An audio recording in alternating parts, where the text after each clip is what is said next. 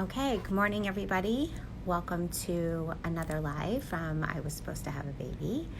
It is 11 o'clock in the morning. This is not, as I'm adjusting here, this is not the usual time that we do this. We normally do some lives in the evening, but I am thrilled and I am super excited. I always say that, so we start the same way, so we'll continue the same way, to bring on Rochel Lazar, who is the editor-in-chief of Nashim Magazine.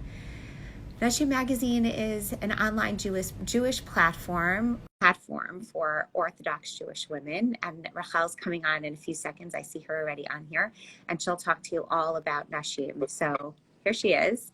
Can you hear me? Yes, I can. Can you hear me? Yes. Okay, phenomenal. So I was just giving everyone a teeny bit of an introduction to Nashim, but really this is your work. So you are the one who is best positioned to talk more about it and to tell us more about who you are. And I'm just absolutely thrilled to have you and to be launching this kind of conversation through the world, for the world, because talking about these taboo topics are so important for all of us to be able to feel less alone and feel a sense of community. So welcome and thank you for being here. I am so glad to be here, and I definitely agree with you that these topics need to be discussed. I mean, that's really the reason I started Nashim as well. Nashim to me has become a place of just open conversation, support. My main goal is really that women should never have to feel alone in their struggles, and we go through a whole range of struggles, whether it's a day-to-day life struggle or a very big life-altering traumatic struggle. And I feel like a lot of the times that we go through these things, we feel like we can't talk about it or no one else knows what we're going through, and it's so isolating, it's so lonely. And I really, Nashim to me is a place where people can turn, where people feel supported, where they can find friendship, even just somebody finding a small detail in someone else's story. Hey, I understand that. Me too. I'm there. I was down in those trenches. I'm still in the trenches. And just that relatable quality of like, no, you're not alone in your struggle. There's other people going through this. It encourages people to speak up and to find the help that they need if they need that help. And even if they feel like maybe they can't handle this, just knowing there's other women out there that understand you can be so just therapeutic. Talking about it can be therapeutic. So that's really that's what the space is. That's why I created it. And tell me, Nashim was created when? And yeah, go ahead. Over 2 years ago. I have been through a lot myself, and I was looking for a place to express those things as well, and just talk about. I'm a writer, so I write these pieces about how I'm feeling and things that I've gone through, and I really just felt like there's nowhere to put them. I needed to get them out there. I needed to connect with other people. I myself had felt very isolated through different things in my own life. So I started it. I didn't know where to put it, so my husband, it was really his idea. He was like, just go do it yourself. Amazing. So yeah, it was a little over 2 years ago. Amazing. I mean, it sounds very similar to the way that I started I Was Supposed to Have a Baby, that I had been in this space, in the infertility and loss space, for a number of years, but kept feeling that the social media wasn't being utilized in the way that it could be for the Jewish community. And I had this burning need to do something about it. And it was actually very funny. It's just when you were saying that you spoke to your husband and your husband said, just do it. So it happened to be, it was almost a year ago that my husband and I, for only the second time in our, over 18-year marriage, had decided to get away. And, we were sitting in a hotel overlooking a beach. And I just kept saying to him, like, I need to do something. And he just turned to me. He's like, so do it. And I was like, okay, fine. And it was almost like, all right, well, I'll wait till I get back. And then like it kept bothering me. So then the next day I was like literally sitting in my hotel room in this very nice comfy chair overlooking the beach. And I just launched because I just felt this need to do it. So I really get it. Really get it. A lot of times when people are struggling, so it's you kind of turn inward, and you feel like kind of lost in that. I always call it a tunnel. Like you're at the beginning of the tunnel, you're like drowning, you know, and then once you push through things, it's almost like you feel the need to go and pull someone else out of the trenches, you know? I mean, that's for sure how I felt, but I think that it's so important because you never know how many other people are down in there with you. So right. That's look, that I think you and I mean, you and I obviously share very many things in terms of the passion to bring these stories to light and to really create this sense of community. But it's also about that. It's about this burning need to help just one more person. right. I've seen that with my writers as well. Any article that comes in, the passion behind every single story is just, and almost every email that's attached is like, if I can help just one person, if one person sees themselves in my story, like I will feel so much better. I think that feeling of connection to other people is just it's so life-saving sometimes. It really is, for both the person sharing their story or connecting with it. That just that feeling of not being alone is, I mean, that's really where it's at for sure. Absolutely. I'd love to hear from you. I mean, obviously, you know, this page is about infertility. It's about pregnancy loss, infant loss, adoption, surrogacy. It's about the general struggle that anyone going through trying to have a child, trying to build their family, even if they already have children. But I just wanted to hear from you for a little bit more about the other topics that you cover on Nashim besides the fertility space. Oh my gosh, there is so much. I mean, anything a woman's been through, I'm just about. There are still, you know, it's hard to put yourself out there. It really is. So there are still some people struggling. Sometimes I'll get an email from somebody telling me a specific thing they went through and they want to write about it, and they send me an article, and then like a day later they're like, I'm not ready for this. Or can we make this anonymous, which is completely fine, you know, everyone in their own time. But we do, I mean, I think we've been through the range of a lot of things. We've covered, you know, abuse, whether it's physical abuse, sexual abuse. We've covered marriage issues. We've covered dating problems. We've covered, I mean, any way a woman would be looking to better herself, to grow, you know, just self-actualization. I use that word like all the time. I think all of this is, you know, finding ourselves on these journeys. Any journey a woman would possibly go through, it's all there. You look up the key, you'll find something, you know. And do you find, I mean, you and I discussed this a little bit, but do you find that there are certain things that, not that the author herself is not ready to share, but are there still certain topics that you as a publication have not gone into for, you know, whatever the reason is? Yeah, I mean, I think some topics get a little bit sticky. You have to, you know, let's say hashkafa, or, you know, just the way that you're sharing them, you have to definitely make sure that you are putting out the right message. You know, I mean, we just a few months ago it was COVID makes me confused at times. Like, I was going to say you and the rest of the world. I woke up this morning. I'm like, wait, what day is it? Right, it's Monday. I'm speaking to Rochel today. Okay, good. We're good.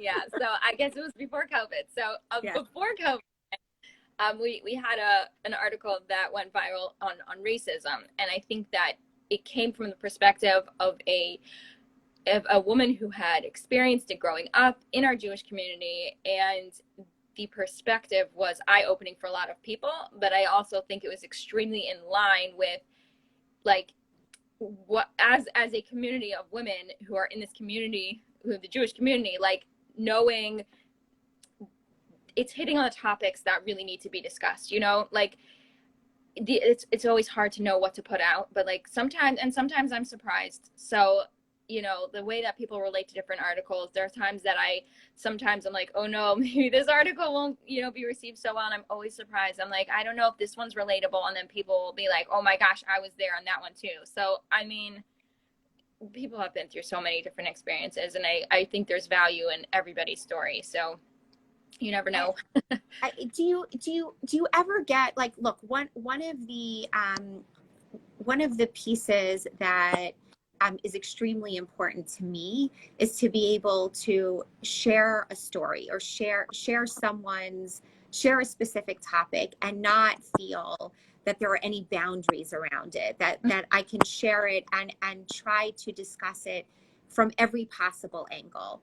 And look, the difference between my page, this nonprofit, and your magazine is that your audience is specifically targeted to Orthodox Jewish women, right, whereas this audience is the wide spectrum of the Jewish community, and so I can hit things from many different right, aspects.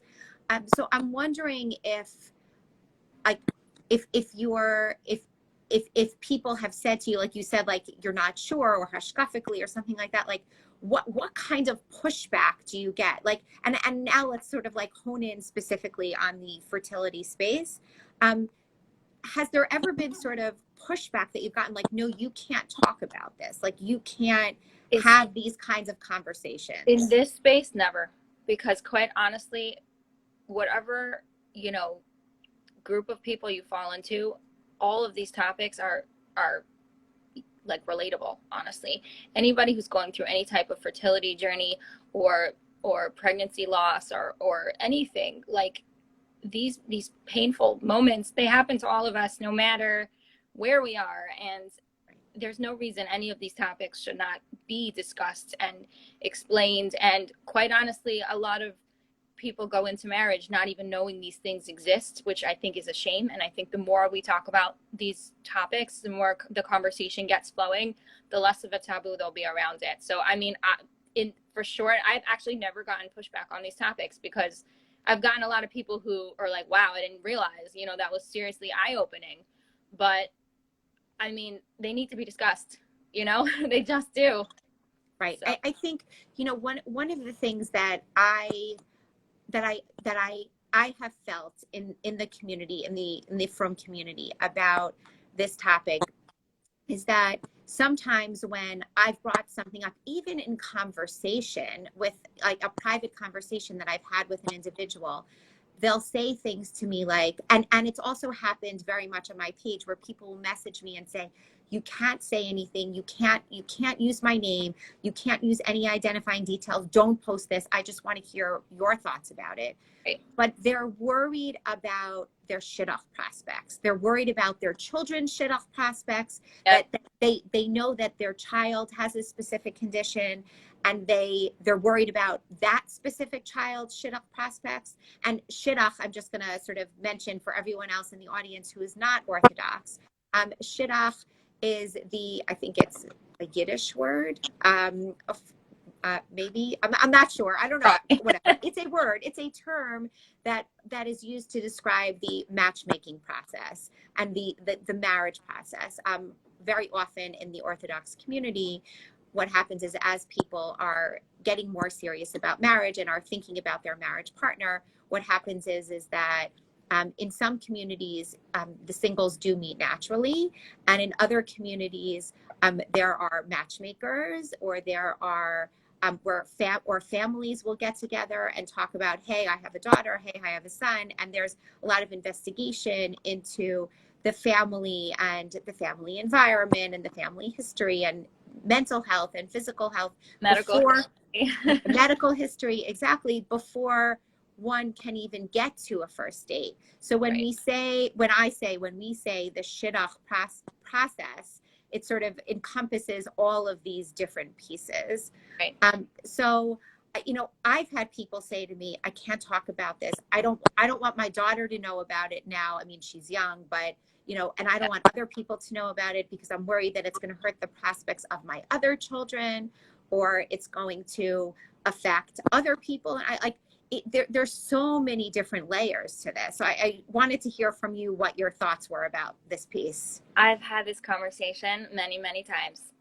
I had somebody who spoke about getting surgery to take out, all the different things that need to be removed when she was diagnosed as positive for the breast cancer gene. And when she wrote her story, it took her a while to feel brave enough to get to the point where she could share it. She really wanted to help a lot of people, but she has young daughters and she was afraid how that would affect them. I mean, and wow. I've had a conversation. I had another article that came out a few months before COVID. And she spoke out about a very rare gene that her son has. And she said, I mean, we actually had a private conversation before her article went out. I mean, she was very bravely talking about how to help your special needs child and everything. But she said straight in there, this is not a genetic condition. And I understand that if it was, it would probably be scary, but you know, it's time for us to speak out. Now, she has a very specific perspective, because I felt when I spoke to her that she really did want to speak out and break the taboo. But at the same time, there was a little bit of me saying, but yours isn't genetic, right? And a person who has the genetic piece of that, that's like a whole other level, because right. Then like this could get passed on.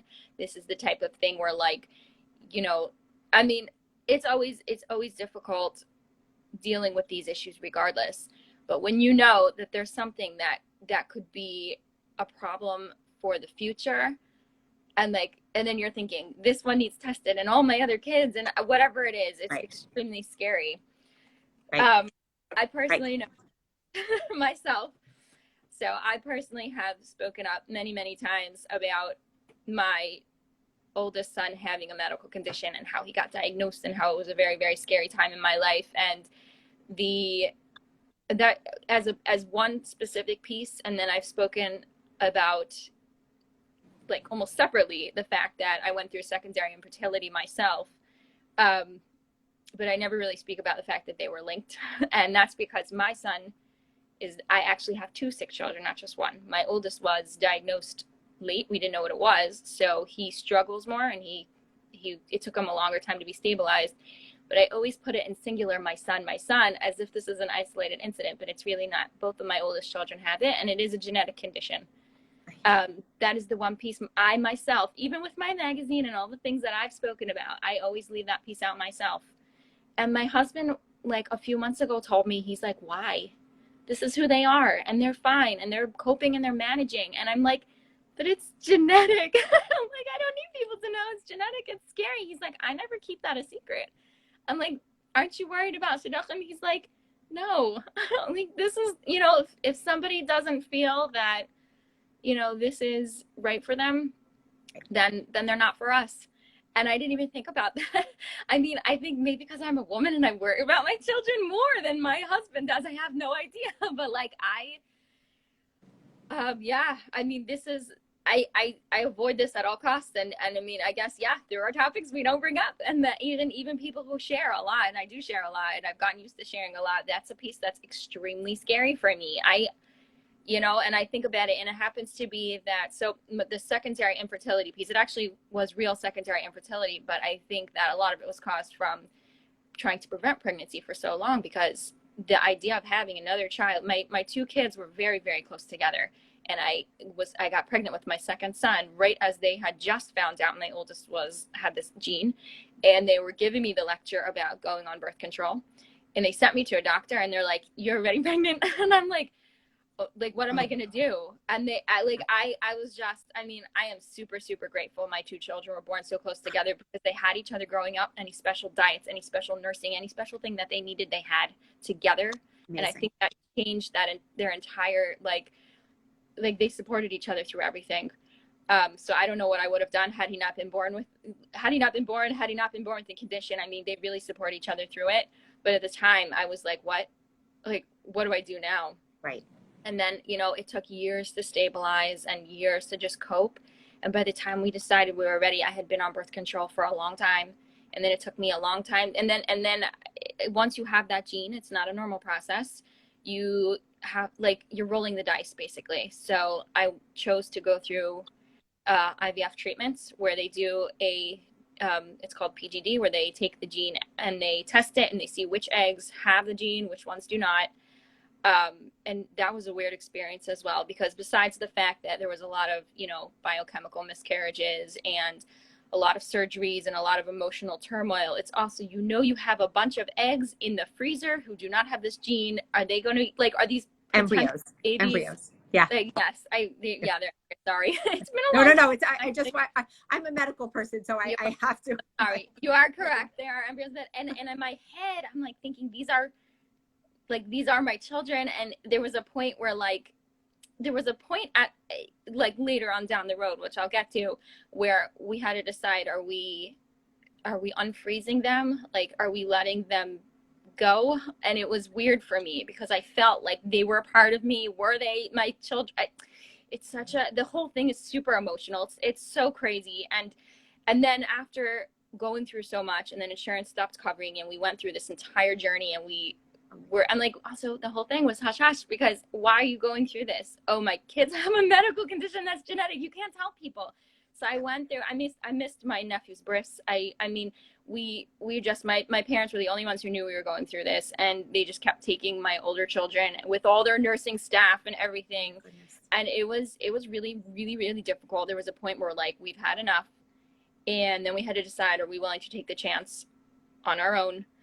And then I found out that after all those years of messing with my body, I couldn't get pregnant on my own. So it took a very, we there. Yeah, go ahead.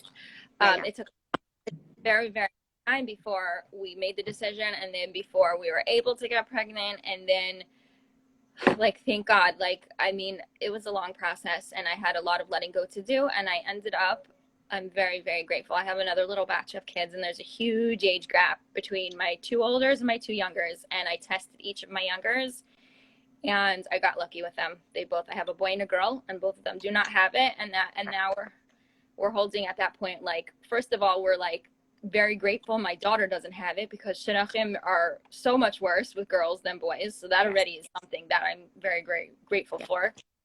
Which is a whole other conversation, which has nothing to do with this page. But no, yes, it's always the case that girls have a much more difficult time. My husband's less nervous about saying it because they're boys, and he's told me that before. He's like, they're boys.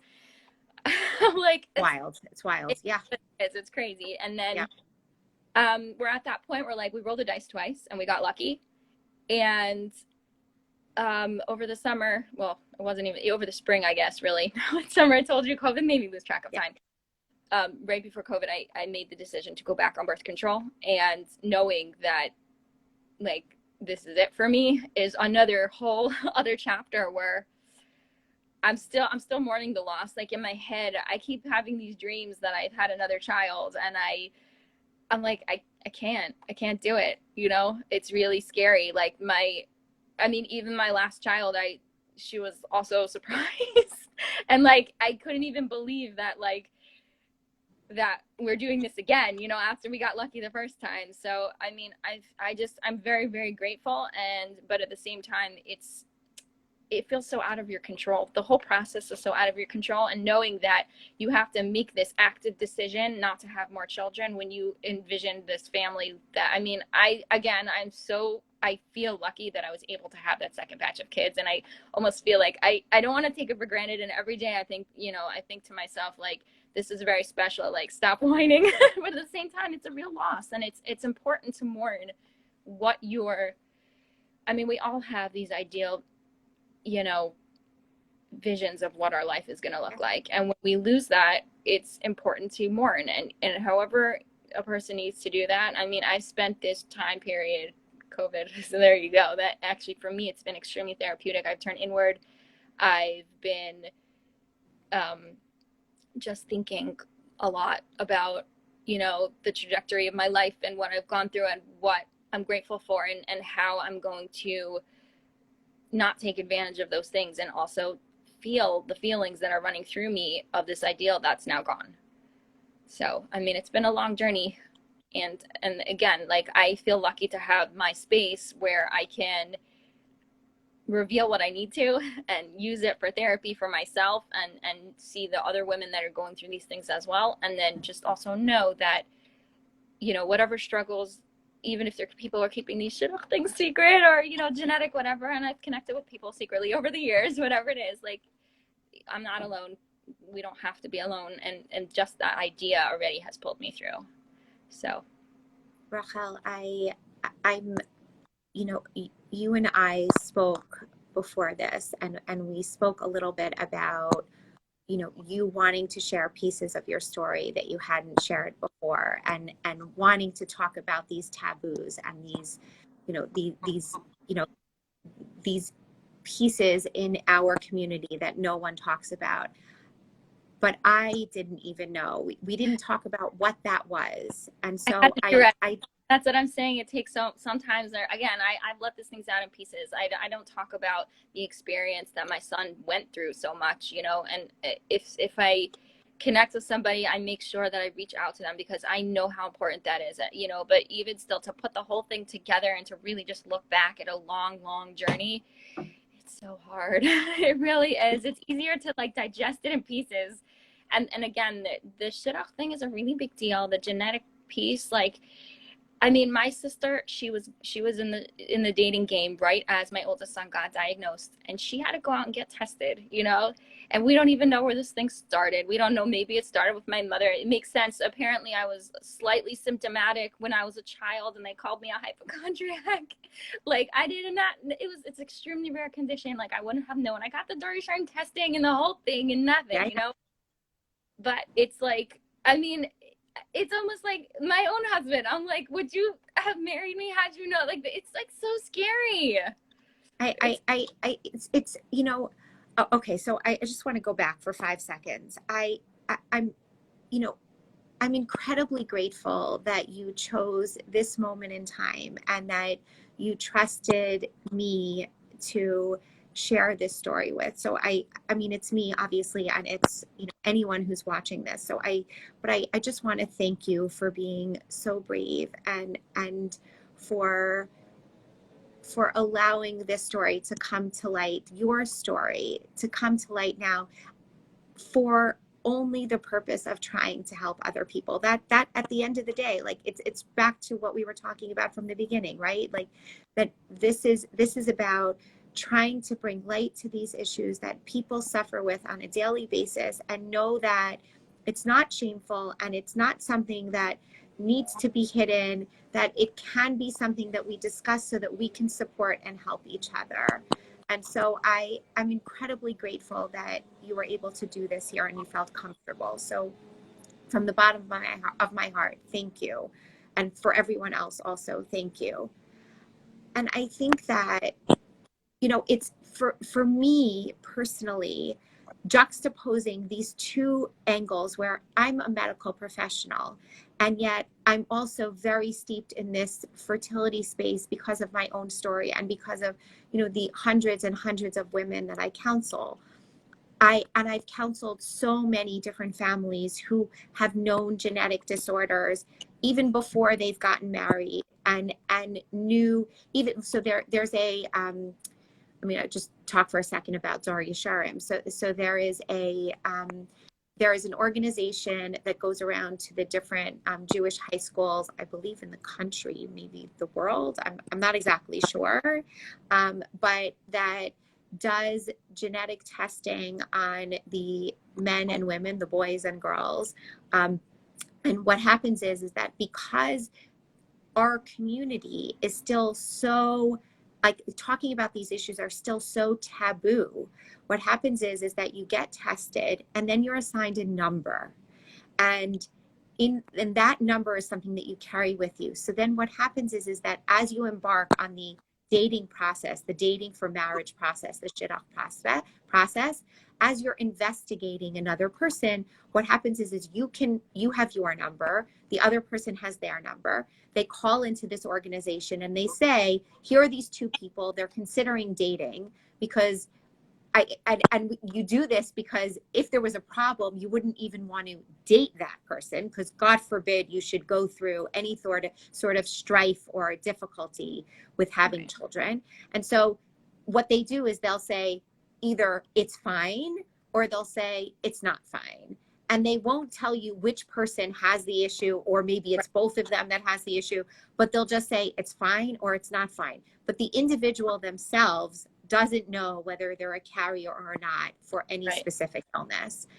And so I think that, you know, that piece also lends to the secrecy of all of this, that God forbid we should talk about it. We can't even know what we have. We just know we have a number. Like that piece is also like, it's so disempowering that you're walking around with potentially something, but you have no idea. And it's just, it's, You know, that panel done was testing for the genes, like when I was, I think actually when I tested my, probably my second and also my little ones, and they ended up doing an entire panel on me, and there's like random things that like I was carrying other things if it would have been a match with my husband, and like I'm like, they have to do the entire medical workup, and you see things and you're like, I'm sure that was on my Darusharm number and I would never have known, you know. Like, right. I mean, it didn't, obviously those pieces were not a problem, but like, yeah, there are things in there that you're just like, what is this a thing? They're like, don't worry, you know, obviously nothing came of it, right. But it's not relevant.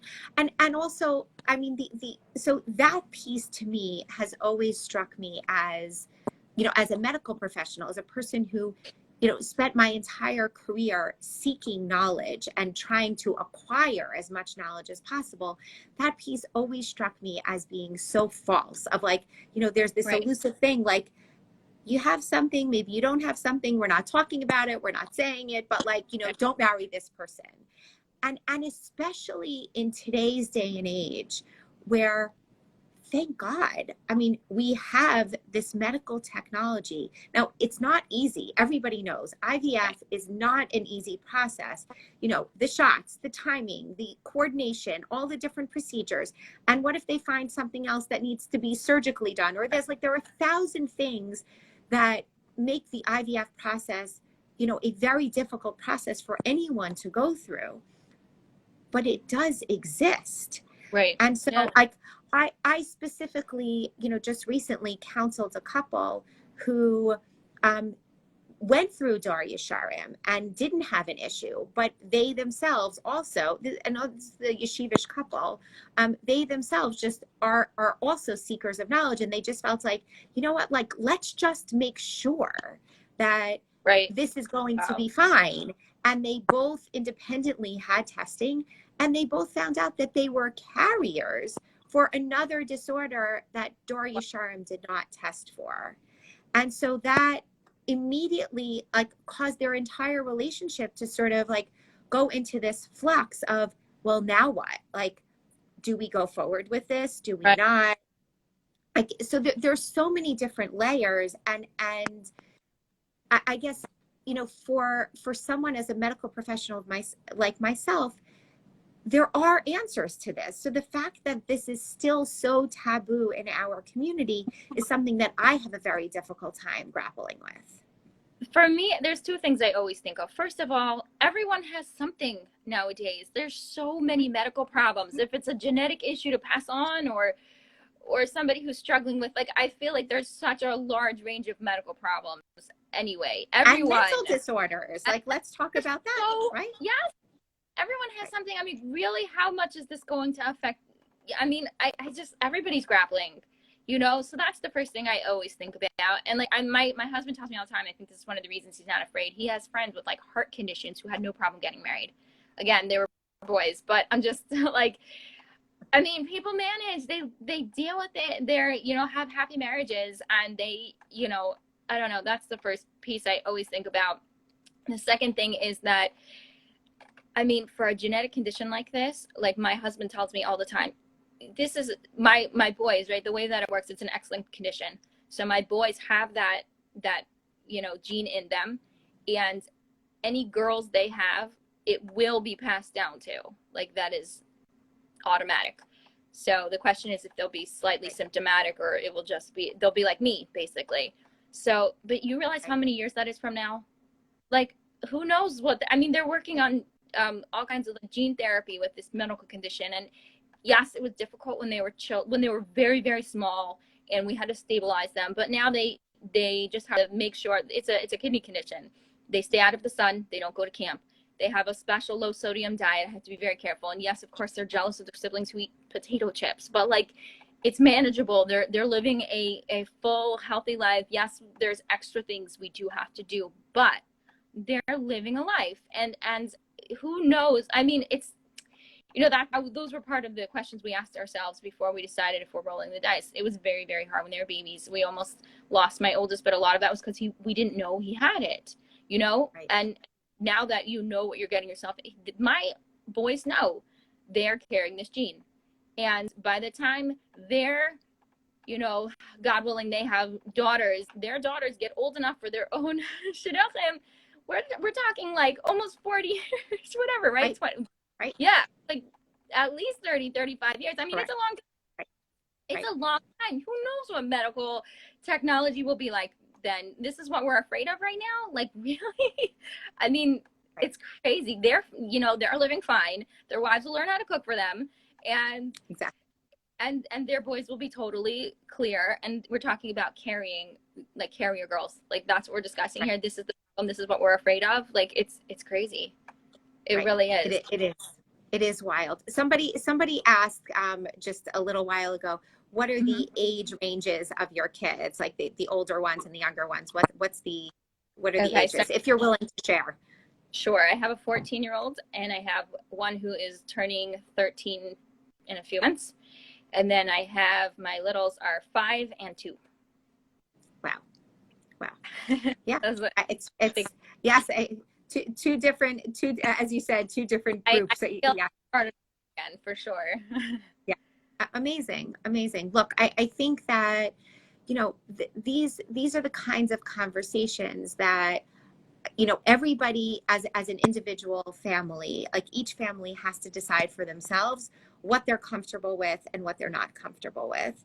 But I think as a community, you know, you and I having this kind of conversation and bringing these kinds of issues to light, having a genetic disorder or knowing that you're carrying a genetic disorder does not mean that you can't, number one, get married, does not mean that you can't have healthy children because of medical technology, does not mean that you're not going to live, you or your children are not going to live a full, healthy, God willing, you know, life that is full and rich with every other opportunity that is around for everyone else. And so this notion that we can't talk about it, we can't discuss it, we're worried about 1,000 different things, it is just really false. And I love what you said about the fact when you and your husband were talking about it, like, should we not, like, why is he so much more open than you are? And he said, or you said, just the fact that, like, you know, if people are not comfortable with this, with us, or they're not comfortable with this, what's, you know, the issues that we have, then they're not the right family for us, or they're not, this is not the right match for our children. Right. And I really truly believe that it's exactly, again, as you said, like, we all have something. Nobody has the perfect life. And even if it's not a medical condition, or if it's not some sort of mental illness, you know, other people can't hold down jobs. Other people, you know, can't function in this kind of society and have social anxiety. Like, there are 1,000 things that anyone could have. People have addiction. People have abuse in their family. Say it again. I didn't hear you. Don't set the table with the right tablecloth. I mean, exactly. The white tablecloth with the cover, without the cover. If you have the tzedakah box on the table, near your candles or on the side, like, yeah, I mean, there are a million reasons why someone will say, like, you're not the right family for us. Right. And that's fine. And whoever says that is not the right family for you. And so therefore, I just think that people, like you said, people are making the decisions themselves. They have to figure out what's right for their family. But it's important that we discuss these things so that when they make the decision, they are fully informed, that they have the resources they need, that they have the support they need, that they know what exactly they're looking at. I had no idea what I was looking at. When my son was sick, when he was little, we did not have the support we needed. We bounced around pediatricians and no one could figure out what was wrong with him. No one had ever seen this. It's extremely rare. And like, we just were so lost. Like, I feel like I lost all those months trying to figure out, was there something wrong with my child? And like, if I had just been better educated, and even going through, I mean, even pregnancy itself, like, I educated myself so much more by the time I had my second batch of kids. All of these topics, if you don't realize that that they need to be discussed, that they need to be, I mean, I have this conversation with like almost everything. I mean, college teachers, like, don't mention any of this stuff to their, I mean, now I think we're changing this now.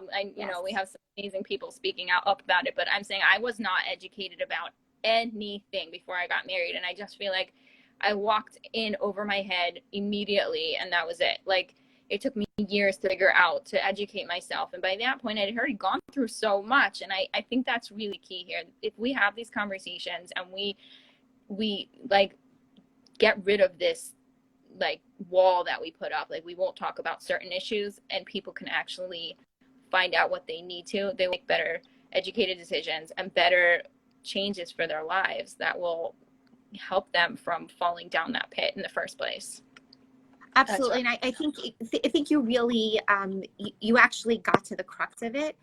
This is about, not only is it about education for people who are already married, who are already going into this process, it's actually about reaching the people who are in high school, who are before they're dating, before they're starting onto this road, so that they know, like, I mean, yes, I'm a physician, so I feel like I always have to take myself out of this, but so many people I speak to had no idea that infertility could exist, or that, let alone like that, right, or secondary infertility. It's like, once you have a kid, you should be fine, everything's fine. Like, why would you like suffer afterwards? Like that like no one had ever heard of that. No, when I first got married, and I went through a miscarriage before my son, actually, and like, it's 1 in 4. I'm like, I didn't even know that. I'm like, what am I going through? No one else I know has had this, and this is terrible, and where's the support? And I didn't tell anyone, and I was suffering alone. And why? This is so common. Why weren't we told this before? It's not something, I mean, a lot of women go through this. Like, this is not something I had to feel shameful. Like, I, you know, you take it personally. I lost the baby, or my son is sick because of my genetic problem. Like, everything, it takes a long time to get past this. It's not about you. This is something that you were dealt. And if you're not told these things even exist, it's very hard to like not feel like this is my problem and this is you know, I caused this to happen. It's terrible. We feel like we're doing such a disservice by not, I wouldn't even say warning, but like even just letting people know this is out there. It's right. It's not about warning. It's just about knowledge. It's about knowledge. It's exactly right. It's exactly what you said. It's a disservice to newly married women, or even couples, complete, you know, the whole package. The men don't really, I mean, whatever, but like for sure the women, we are doing such a disservice to our community. We really are. Right. I mean, it is, I mean, it is starting to change. There are pockets of, like, I know specifically the OU is trying to do a very good job about educating new smicha students, new rabbinical students about pregnancy loss, about miscarriage, about infertility. I know they're also talking to college teachers. These are individuals who are teaching newly women who are about to get married about different aspects of infertility and different aspects of the laws of family purity. Sorry, let me backtrack. I said that absolutely wrong. These college teachers are, they teach every woman who's about to get married the laws of family purity. But usually, I would say in the past, those teachers have sort of stayed in their lane and only talked about that. And there's been a movement over the last number of years to talk about these other issues: infertility, pregnancy loss, domestic violence, you know, addiction, some other pieces that can happen within marriage. Normal path all the time. There's a lot of ways that things are off. That's it. Like, I don't know.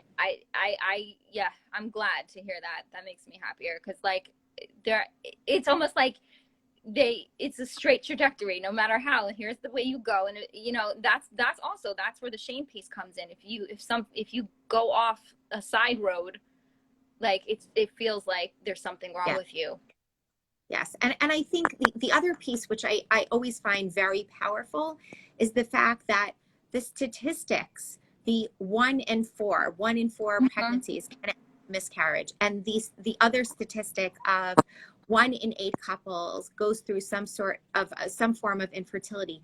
those statistics exist for the general population, but they also exist for the Jewish community. It's not that we're outside of those statistics. We are very much steeped in those statistics as well. And like a lot of times we as a community sort of head in the sand. We're like, no, addiction and domestic violence doesn't happen here. No, drug abuse doesn't happen here. No, infertility and miscarriage doesn't happen here. It's not true. It happens here as well. It happens here too. Yeah, 100%. Yeah.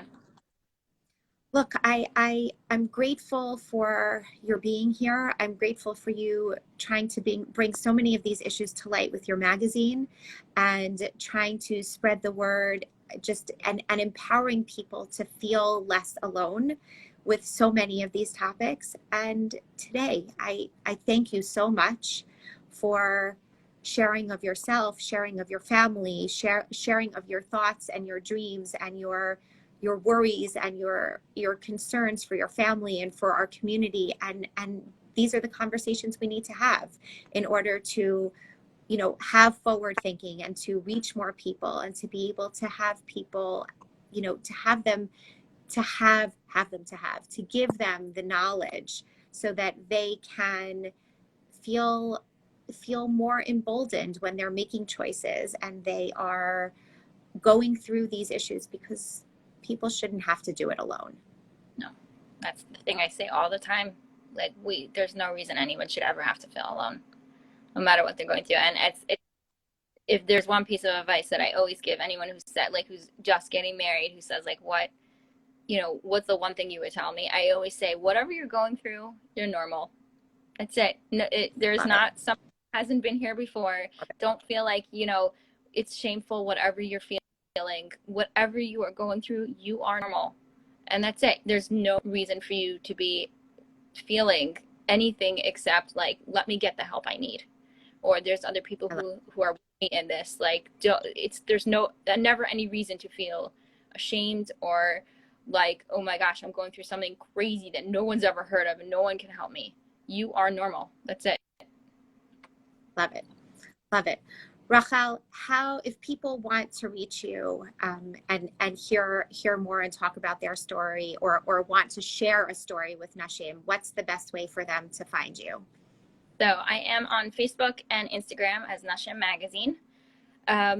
You can send articles or start a conversation with me if that you'd like to, send in a story. Submissions@NashimMagazine.com or my own personal Rochel@NashimMagazine.com. And I mean, you can go on our website, of course, to see the magazine itself. There's no www at the beginning of the website address. It's just NashimMagazine.com. So, yeah. Okay. Thank you so much. Thank you. Thank you for being here. And we will both continue forward and continue to have these conversations, because this is what the community needs, to just try to bring more light to difficult issues so that people feel less alone. Thank you. Thank you. Thank you. Okay. Thank you. All right. I was about to say good night, everybody, because I usually do these in the evening, but instead I will say good afternoon, everybody, and have a wonderful day. Take care.